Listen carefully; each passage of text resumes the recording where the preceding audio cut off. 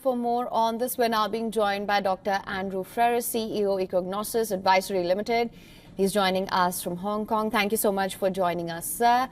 Now, I want to start by asking you, how do you assess the importance of the Fed speech on the 23rd?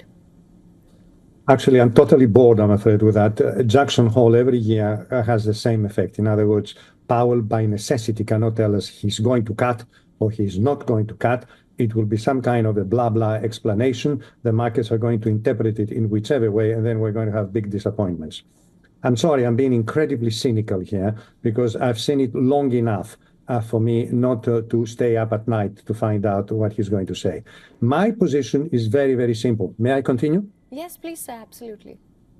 Okay, my position is that the Fed is not going to cut interest rates before Christmas. In other words, I don't see any cut in September.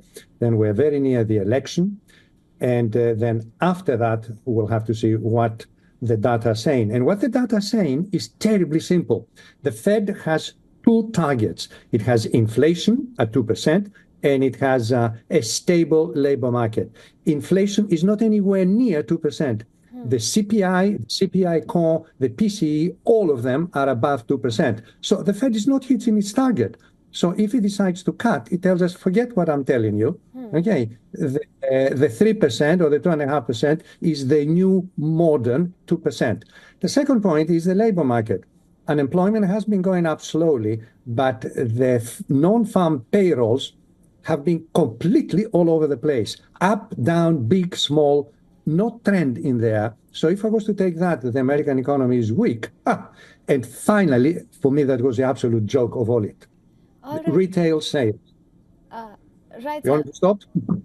I'm sorry, I just want to interject here, sir. Let's just entertain if the Fed does cut rates by 50 basis points.